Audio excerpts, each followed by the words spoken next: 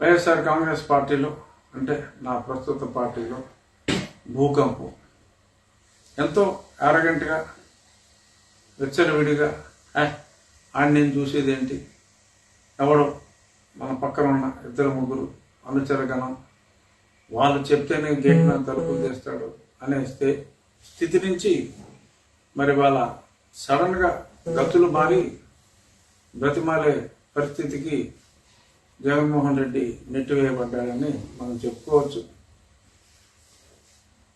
నేను కనుక్కున్న బెంగళూరులో మరి కొద్దిమంది ఒక 40 మంది ఎమ్మెల్యేలతో సమావేశం అయిన మాట పచ్చి నిజం. అందరూ కూడా ఒక తిరుగుబాటు ధోరణిలో ఉన్నారు. ఎందుకంటే ఎప్పటి నుంచో రాజకీయాల్లో ఉన్నారు, కాంగ్రెస్ పార్టీలో ఉన్నారు. కాంగ్రెస్ పార్టీ నుంచి ఓకే చాలామంది ఇతనితో జగన్మోహన్ రెడ్డితో ఈ పార్టీలోకి వచ్చారు.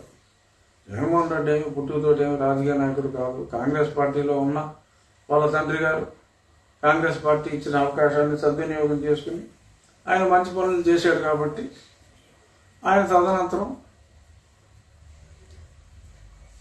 మరి రీజనల్ పార్టీలో లాగా మరి ఫ్యామిలీ వారసత్వాలు ఇటువంటి పార్టీల్లో నేషనల్ పార్టీల్లో ఉండవు కనుక మరి కొద్ది రోజులు వెయిట్ చేయి అయినా సరే కన్సిడర్ చేద్దామంటే బాలుడు ఆవేశంతో పార్టీ పెట్టుకున్నాడు. ఒకసారి ఓడిపోయాడు, తర్వాత అవకాశం ఇమ్మని ఆయన అడిగాడు, బతిమాలాడు, బామాలాడు, ఇచ్చారు. ఎంతోమంది కాంగ్రెస్ పార్టీ నుంచే వచ్చారు.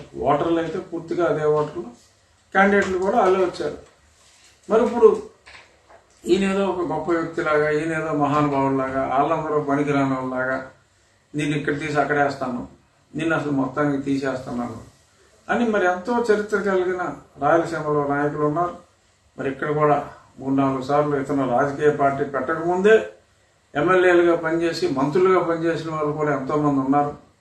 మరి ఇప్పుడు వచ్చి వెనకొచ్చిన కొమ్ములు ముందొచ్చిన చెవులను విక్రించినాయి అన్నట్టుగా, గుడ్డు వచ్చి పిల్లల్ని విక్రించింది అన్నట్టుగా మరి ఈ రకంగా మరి ఇతని బిహేవియర్ నచ్చక మరి ముసలం అయితే మొదలైంది. మరి ఇప్పుడు మంచి వాళ్ళు ఎవరన్నా ఉంటే కొద్దిమందిని తీసుకుంటామని చెప్పి మరి తెలుగుదేశం వారు కూడా అన్నట్టుగా పేపర్లో చూసాం.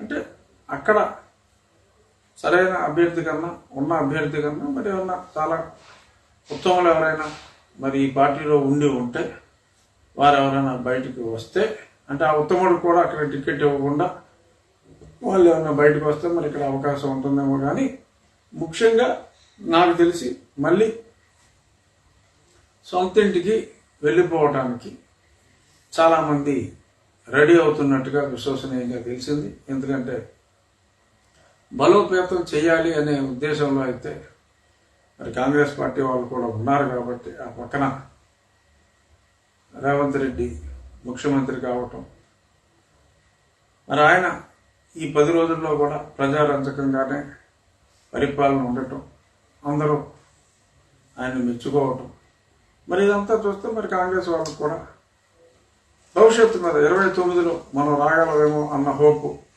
ఈ పార్టీ ఉండదేమో అనే ఒక నమ్మకం. దీంతో మరి ఇప్పుడు చాలామంది కాంగ్రెస్ వైపు ఈ టికెట్ రాని వాళ్ళు చాలామంది కాంగ్రెస్ వైపు చూస్తున్నట్టుగా తెలుస్తుంది.